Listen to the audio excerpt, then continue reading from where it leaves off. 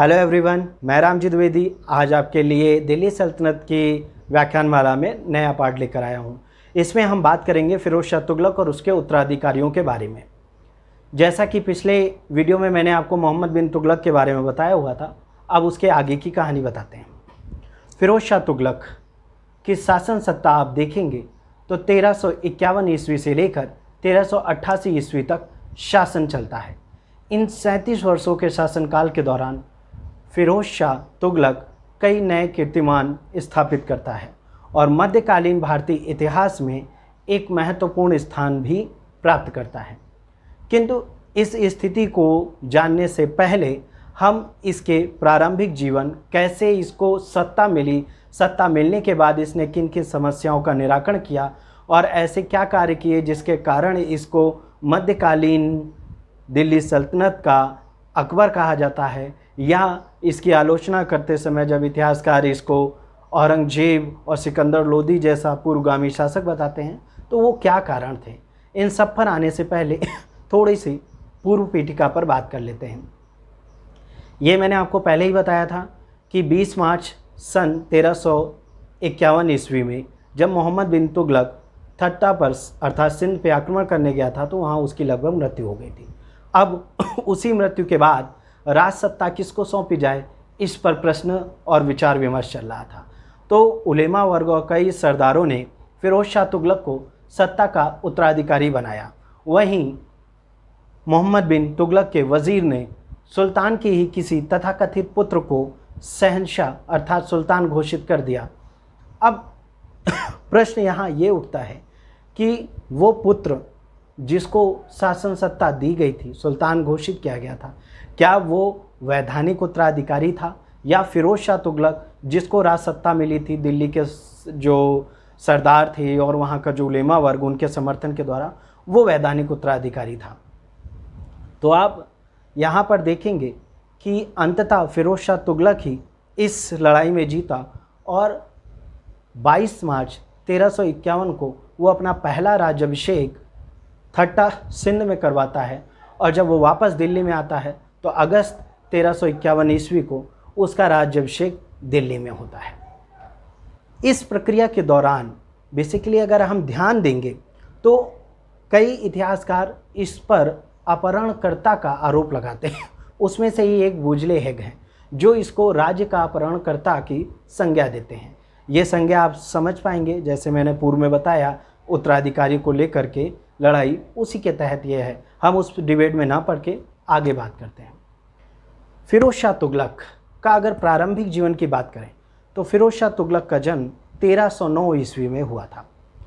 इनके पिता रज्जब जो गयासुद्दीन तुगलक के छोटे भाई थे और इनकी माता एक हिंदू राजपूत स्त्री जिसे बीबी जैला के नाम से भी जानते हैं, जो राजपूत शासक भट्टी शासक रणमल की पुत्री थी।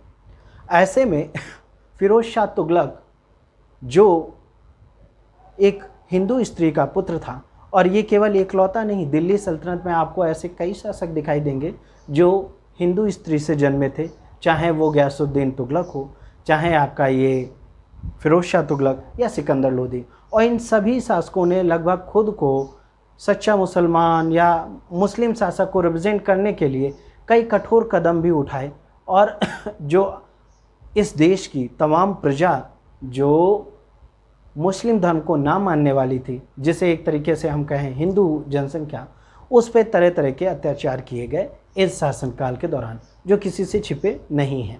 आगे हम उस पर भी बात करेंगे।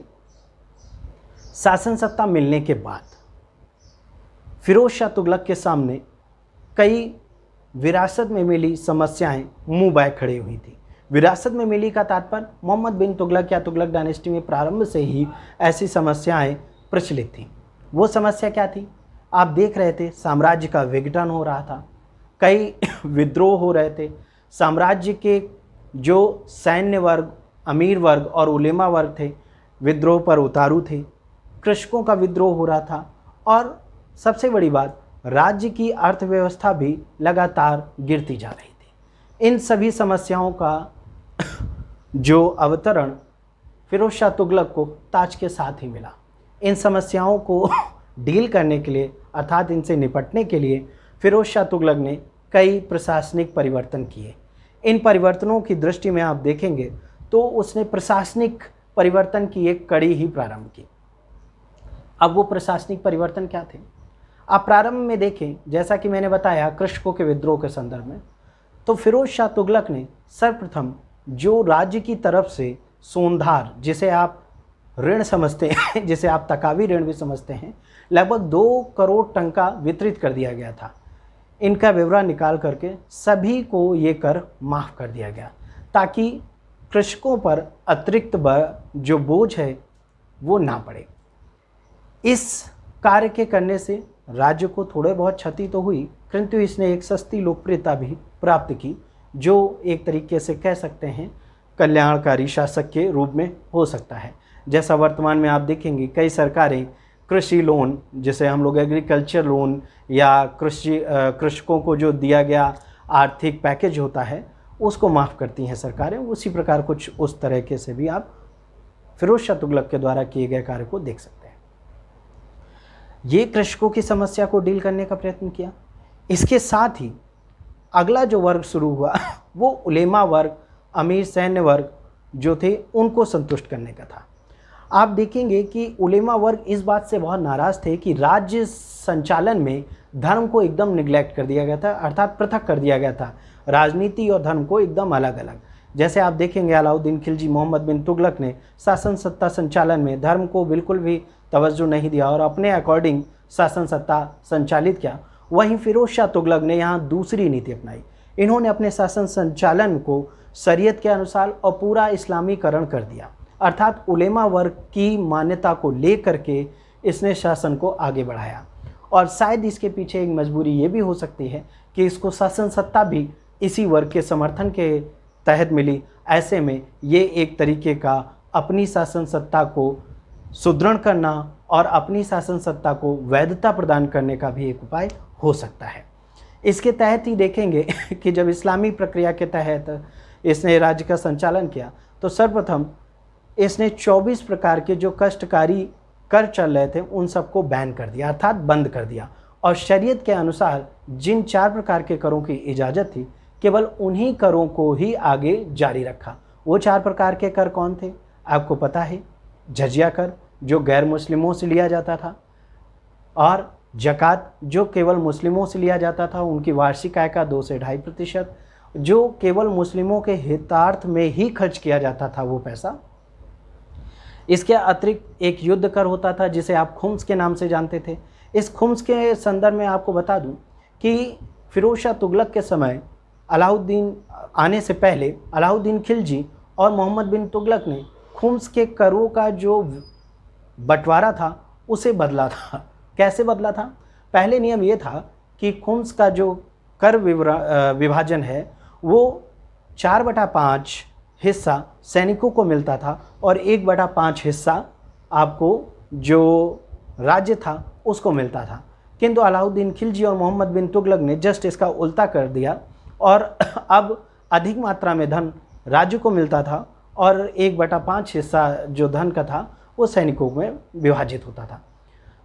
किंतु फिरोज शाह तुगलक ने पुनः पुरानी पद्धति अपना दी और अब खुम्स का जो था वो 4/5 हिस्सा सैनिकों में वितरित किया जाता था और 1/5 हिस्सा ही राज्य के आय में जुड़ता था।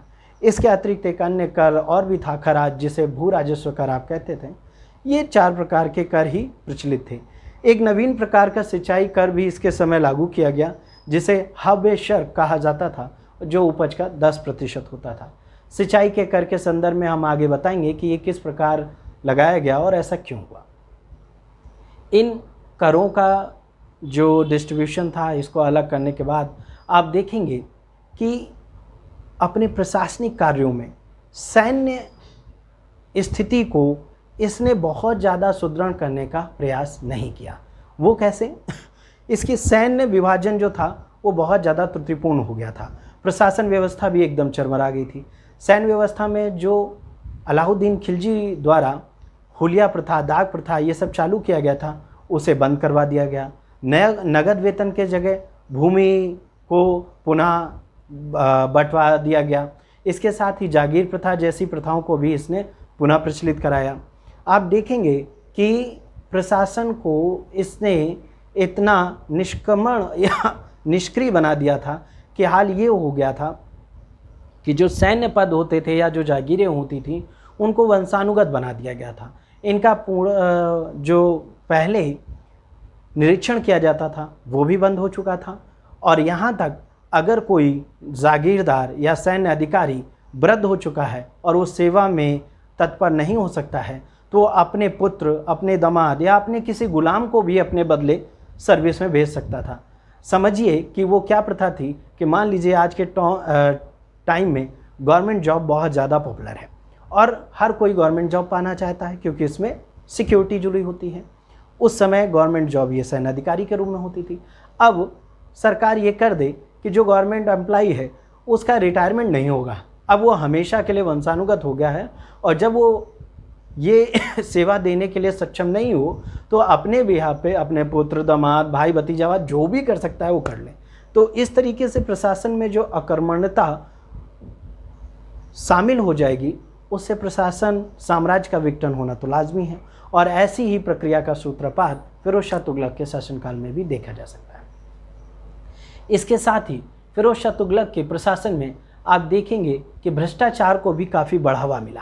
एक विवरण इस प्रकार मिलता है कि एक जो सैनिक है वो अपने घोड़े को पास करने के लिए जब फिरोज शाह तुगलक से याचना करता है तो वो उसे एक टंका देता है और बोलता है इसे दे करके अपने घोड़े का पास बनवा लो। अब यहाँ पर सोचने वाली बात है कि जब एक शासक ही घूसखोरी, जिसे भ्रष्टाचार कहते हैं, खुद बढ़ावा देगा तो प्रशासन का क्या हाल होगा। इसी कारण आप देखेंगे कि जहाँ एक राजस्व का विवरण निकाला गया था ख्वाजा हिसामुद्दीन के अनुसार कि उसका विवरण 6 करोड़ 85 लाख टन का उसकी वार्षिक राजस्व आय थी, वहीं इसके सैन्य अधिकारी वजीर खां का जो कुल संपत्ति वो 13 करोड़ टंके थी। अब सोचिए कि एक सैन्य अधिकारी की आयु एक राज्य के राजस्व के सालाना आय से भी अधिक थी। इतनी प्रकार की संपत्ति एक दास के रूप में जिस व्यक्ति ने अपनी सेवा शुरू की हो, अकूत संपत्ति बनाई हो, तो इसमें किसी से कोई चीज़ छुपी नहीं कि ये संपत्ति किस बल पर और कैसे बनाई गई होगी। और जब ये संपत्ति कोई व्यक्ति विशेष के पास जाती है तो राज्य की आर्थिक स्थिति खराब होना भी लाजमी है। अब इन सब दोषपूर्ण नीतियों के अलावा आप देखेंगे कि राज्य की राजस्व व्यवस्था में सुधार करने के उपाय भी काफ़ी किए फिरोज शाह तुगलक ने। वो किस प्रकार? सबसे पहले तो फिरोज शाह तुगलक ने एक सर्वे करवाया, ब्यौरा निकलवाया, और उस ब्यौरा का जो जिम्मेदारी थी वो ख्वाजा हिसामुद्दीन को दी कि आप राज्य की आय व्यय का विवरण तैयार करें।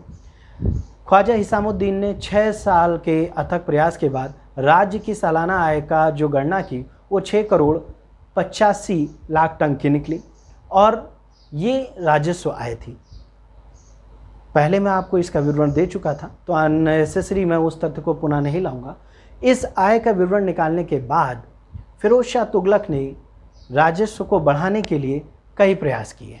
उसमें से एक प्रयास था फिरोज शाह तुगलक के द्वारा लगभग 1200 बाग लगाने का। इन 1200 बाग से जो उद्यान फसलों का क्रय विक्रय होता था उससे प्रति वर्ष 1,80,000 टंके की आय होती थी। इसके अतिरिक्त फिरोज शाह तुगलक ने नहरों का जाल बिछाया, और इन नहरों के सिस्टम को बिछाने के लिए फिरोज शाह तुगलक ने लगभग 11 नहरें, और जिनमें से 5 ज़्यादा फेमस थी, उन नहरों का विकास आप देख सकते हैं। इसमें सबसे जो प्रमुख नहर अगर हम बात करें तो आप देखेंगे कि यमुना से लेकर हिसार तक लगभग 150 मील की लंबाई तक एक नहर निकलवाई गई थी। इसके अतिरिक्त आप सतलज नदी से लेकर के आप घग्गर तक एक नहर जाती थी जो 96 मील लंबी थी, और फिर घग्गर से लेकर सिरमौर की पहाड़ी तक ऐसी कई नदियों के जो प्रवाह थे उनको नहरों के रूप में मिलाकर दिल्ली शाही महल की जलापूर्ति, इसके साथ साथ हिसार और हांसी की सिंचाई व्यवस्था को भी समुचित रूप से कहते हैं प्रबंध करने का श्रेय फिरोज शाह तुगलक को दिया जा सकता है। फिरोज शाह तुगलक को दिल्ली सल्तनत के नहरों के जाल विन्यास स्थापित करने का श्रेय दिया जाए तो ये गलत नहीं होगा। इस सिंचाई को जब आगे बढ़ाया तो इसने एक कर लगाया जिसे हब शर्क शुभ कहा जाता था, जिसे आप सिंचाई कर भी समझ सकते थे, और ये उपज का 10% होता था। इन कार्यों के अतिरिक्त आप फिरोज शाह तुगलक के निर्माणकारी कार्यों को भी देखेंगे। निर्माता के रूप में भी फिरोज शाह तुगलक को जाना जाता है। फिरोज शाह तुगलक ने 300 नवीन नगरों की स्थापना की। अगर हम फरिश्ता के अकॉर्डिंग देखें तो फरिश्ता हमें कई चीज़ें बताते हैं। वो बताते हैं कि किस प्रकार फिरोज शाह तुगलक के द्वारा 22 के आसपास मस्जिदें बनवाई गईं, लगभग 30 के आसपास स्कूलों का निर्माण कराया गया, 100 से ज़्यादा सरायों का निर्माण कराया गया, 20 के आसपास महलों का निर्माण कराया गया। ऐसे कई ही पुल, नहरें आप देख पाएंगे कि फिरोज शाह तुगलक ने निर्माण कार्य को काफ़ी ज़्यादा तवज्जो दी। इसके अतिरिक्त फिरोज शाह तुगलक ने कई नवीन नगरों की भी स्थापना की। जैसे एक प्रमुख नगर उत्तर प्रदेश के जौनपुर में देखने को मिलेगा, जिसकी स्थापना फिरोज शाह तुगलक ने अपने बंगाल अभियान के दौरान ही की थी। और ये जो नगर था ये अपने भाई जौना खां की स्मृति, और जौना खां आप जानते हैं कौन है, उलुग खां। और उलुग खां कौन है ये भी आप जानते हैं। ये बेसिकली उपाधियाँ हैं मोहम्मद बिन तुगलक की, तो उसकी स्मृति में इस नगर की स्थापना कराई। इसके साथ ही इसने फतेहाबाद, फिरोज़ाबाद, हिसार ऐसे कई महत्वपूर्ण नगरों की भी स्थापना की। इसने 5वीं दिल्ली कहने जाने वाले फिरोज़ाबाद की भी स्थापना की थी। फिरोज शाह तुगलक इसके अतिरिक्त अशोक के 2 स्तंभों को भी दिल्ली लाया था। वो अशोक के स्तंभ, एक टोपरा जो आप हरियाणा के हिसार के पास देखेंगे, और एक मेरठ से लाया था। इन दोनों को दिल्ली में स्थापित कराया गया। इस निर्माण कार्य के अतिरिक्त फिरोज शाह तुगलक एक लोक कल्याणकारी शासक के रूप में भी जाना जाता है। उसने अपने कई कार्यों के माध्यम से परोपकार कैसे किया जाता है, किस प्रकार एक निरंकुश शासक, एक निरंकुश शासन भी परोपकारिता के लक्ष्य को प्राप्त कर सकता है, इसने कर दिखाया। कैसे आप देखेंगे कि फिरोज शाह तुगलक ने सबसे पहले तो दीवान खैरात नाम के एक विभाग की स्थापना की। इस विभाग का कार्य होता था अनाथों, वृद्धों, विधवाओं और जो आर्थिक रूप से अक्षम व्यक्ति हैं उनकी सहायता करना। दीवान खैरात के बाद इसने रोज़गार दफ्तर का भी निर्माण कराया, जिसके तहत लोगों को रोज़गार प्रोवाइड कराया जा सके। इसके अलावा इसने दारुल सफ़ा नाम का एक अस्पताल भी बनाया, जिसमें लोगों को चिकित्सा जो निःशुल्क प्रदान की जा सके, इस प्रकार की सुविधा थी। इसके साथ ही इसने मुस्लिम जो पुत्रियां होती थीं या जो बेटियां होती थीं, उनके विवाह के लिए भी राज्य की तरफ से अनुदान देने का कार्य किया। इसके अलावा इसने दीवान बंदरगाह की स्थापना कराई, जिसमें लगभग 1,80,000 गुलामों को रखने की व्यवस्था थी। इन गुलामों का 10 से लेकर 100 टन का लगभग वेतन था, और इन गुलामों में लगभग 18,000 के आसपास गुलाम कुशल शिल्पी थी। इसी के कारण इसने कारखाना पद्धति भी अपनाई और लगभग 36 प्रकार के नए कारखानों की स्थापना की, जिसमें ये सब कार्य कर रहे थे। इन कारखानों के माध्यम से भी राज्य की जो आय थी उसमें काफ़ी ज़्यादा वृद्धि आपको देखने को मिलेगी। फिरोज शाह तुगलक ने लोक निर्माण विभाग की भी स्थापना कराई थी। इस प्रकार फिरोज शाह तुगलक के द्वारा किए गए कई कार्य दिल्ली सल्तनत में अग्रगामी सिद्ध थे। अब फिरोज शाह तुगलक का जो सबसे विवादास्पद बिंदु है वो है इसकी धार्मिक नीति, उस पर बात करते हैं। तो फिरोज शाह तुगलक की धार्मिक नीति में ऐसा क्या परिवर्तन था जिसके कारण आप देखेंगे कि प्रसिद्ध इतिहासकार रमेश चंद्र मजूमदार इसको कट्टर धर्मांध शासक और सिकंदर लोदी और औरंगजेब का पूर्वगामी कहते हैं। और क्या कारण है कि सिकंदर लोदी और औरंगजेब जैसी जो नीतियां बाद में देखने को मिलती हैं उसे पहले ही फिरोज शाह तुगलक ने अपनाई। आपको याद है इस व्याख्यान में मैंने पहले ही बताया कि फिरोज शाह तुगलक एक हिंदू स्त्री का पुत्र था। उसे सत्ता मिली तो उलेमा वर्ग और इन लोगों के सहयोग से, ऐसे में फिरोज शाह तुगलक पे एक दबाव था जो इन उलेमा वर्ग का था, जिससे ये अपनी जो धार्मिक नीति है उसको निर्धारण करें। इसके पहले के शासक धर्म को पृथक कर दिए थे राज सत्ता की जो नीति थी उससे। अब वही नीति में परिवर्तन फिरोज शाह तुगलक ने किया। अब राज्य सत्ता का संचालन शरीयत के नियमों के अकॉर्डिंग होता था। उसका प्रमुख उद्देश्य था दारुल हर्ब को दारुल इस्लाम में कन्वर्ट करना। इसके तहत उसने कई प्रलोभनकारी नीतियों का भी अनुसरण किया, अर्थात धर्म परिवर्तन का भी कई बार उसने लोगों को नीतियां अपनाने का प्रयास किया, जैसे कि जजिया कर माफ़ कर दिया जाएगा अगर वो मुस्लिम धर्म को अपनाते हैं, और जो मुस्लिम धर्म को ना मानने वाली जनसंख्या थी उनकी जनसंख्या, जिन्हें ये लोग जिम्मी कहते थे। और यहीं तक ये नहीं रुका, इसकी धर्मांधता की सीमा तो यहाँ तक भी देखी जा सकती है जब एक मुस्लिम धर्म को हिंदू धर्म के लगभग बराबर कहने पे एक ब्राह्मण को जिंदा जलवा दिया गया था। इसके अतिरिक्त अभी तक ब्राह्मण धर्म जो जजिया कर से मुक्त, ब्राह्मण जो थे वो जजिया कर से मुक्त थे। वहीं फिरोज शाह तुगलक दिल्ली सल्तनत का पहला सुल्तान था जिसने ब्राह्मणों पर भी जजिया कर लागू किया। ये जजिया कर आप जानते हैं, मैंने बताया था कि उन जिम्मियों से वसूला जाता था जो बेसिकली एक मुस्लिम राज्य में, मुस्लिम शासनकर्ता के राज्य में रहते थे, जो उनकी जान और संपत्ति के एवज में लिया जाता था।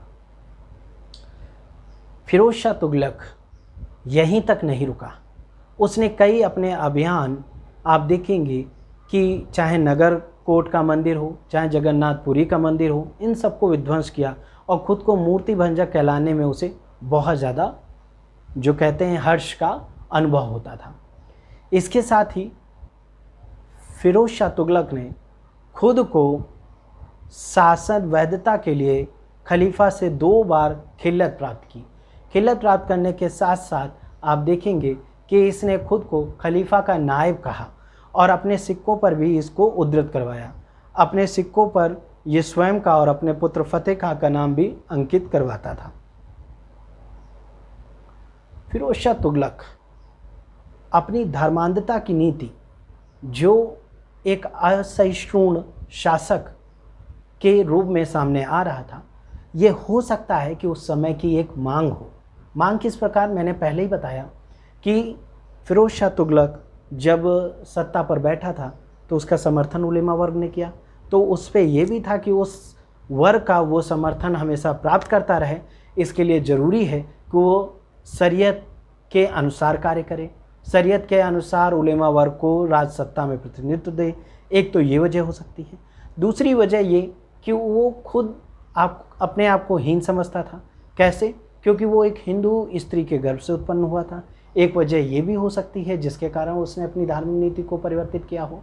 दूसरा, इन सब बिंदुओं को हटा करके आप एक बात समझ लीजिए कि धर्म का हमेशा ही इस्तेमाल शासन सत्ता और स्थिति को अपने अनुकूल, अपने अनुसार बनाने के लिए किया जाता है। सो फिरोज शाह तुगलक ने भी किया, इसमें किसी भी प्रकार की कोई अतिशयोक्ति नहीं है। अब बात करते हैं फिरोज शाह तुगलक के द्वारा जो अभियान किए गए उनके संदर्भ में और जो विद्रोहों का दमन किया गया। तो मैं आपको एक बात स्पष्ट करा दूं, फिरोज शाह तुगलक के दौरान कोई भी सैन्य अभियान साम्राज्य विस्तार के लिए नहीं किया गया। जो भी अभियान किया गया उस साम्राज्य में उत्पन्न अव्यवस्था को सुधारने के लिए किया गया। चाहे वो बंगाल पे किए गए 2 अभियान हों, चाहे 1353 से 54 के बीच प्रथम अभियान या 1359-60 के पास जो बंगाल का द्वितीय अभियान था, उसे देख पाएंगे। वहाँ पे दोनों अभियान में इसकी अकर्मण्यता हमें सिद्ध देखने को मिलती है। जब आप देखेंगे कि फिरोज शाह तुगलक ये कहकर वो अपना घेरा उठा लेता है कि ऐसे कई किलों पर हम मुसलमान के एक बाल की भी हानि नहीं होने देंगे।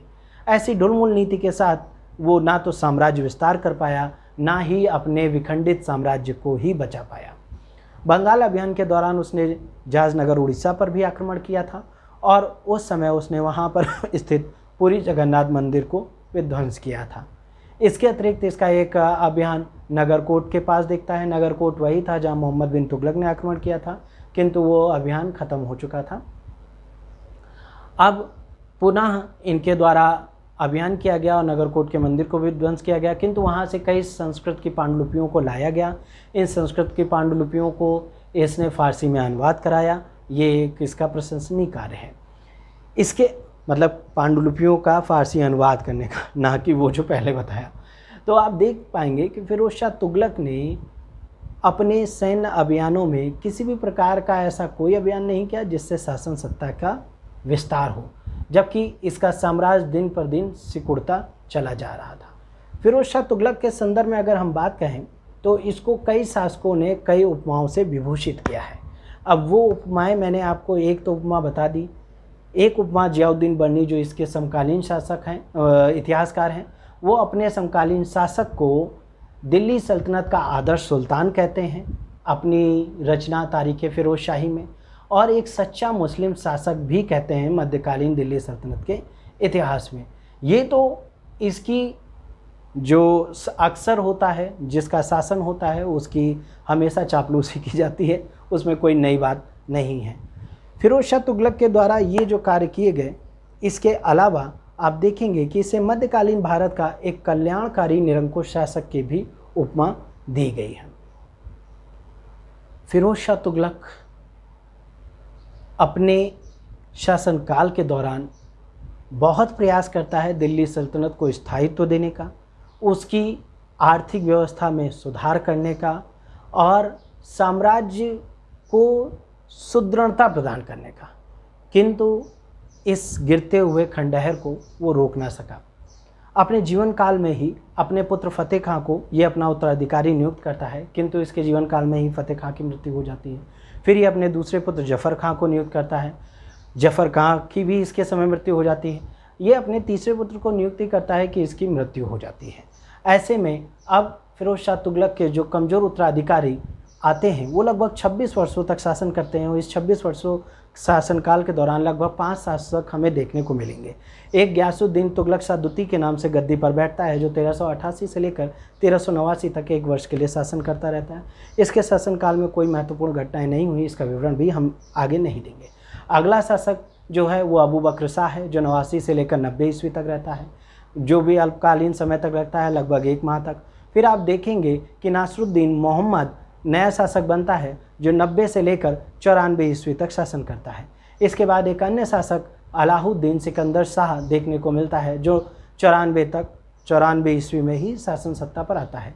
फिर नासरुद्दीन महमूद नाम का शासक शासन सत्ता पर बैठता है, जो 1394 से लेकर 1412 ईस्वी तक शासन सत्ता पर काबिज रहता है।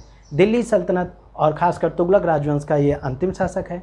इसी के शासनकाल के दौरान जौनपुर में एक अलग डायनेस्टी मलिक सरवर ने स्थापित की, जिसको सरकी डायनेस्टी कहा जाता था, और इस जौनपुर को पूर्व का सिराज कहा जाता था, और इन मलिक सरवर को मलिक उस शक की उपाधि दी गई थी।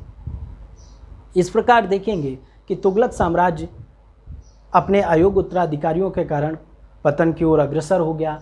तुगलक साम्राज्य को हम वजारत का चरमोत्कर्ष देखते हैं। इसके समय वज़ीरों की जो शक्ति थी बहुत ज़्यादा बढ़ चुकी थी। इसी में एक ख़ास वज़ीर जिसका नाम था, आप देखेंगे कि उसको ख्वाजे जहाँ की उपाधि दी गई थी, अर्थात विश्व का स्वामी। और ऐसे कई वज़ीर थे जिनको इस प्रकार की चीज़ों से विभूषित किया गया। तो तुगलक डायनेस्टी में शासक की जो शासन सत्ता थी वो काफ़ी ज़्यादा कमज़ोर हो गई थी, और यही एक कारण था कि तुगलक राजवंश अपने ढलते हुए किले को संभाल नहीं पाया और पतन की ओर अग्रसर हुआ। आगे आने वाले 2 वर्षों में देखेंगे कि किस प्रकार शासन सत्ता के लिए संघर्ष होता है, और वहीं खिज्र खां 1414 ईस्वी में सैयद डायनेस्टी की नींव डालता है। अगले पार्ट में हम बताएंगे इसके बारे में। धन्यवाद।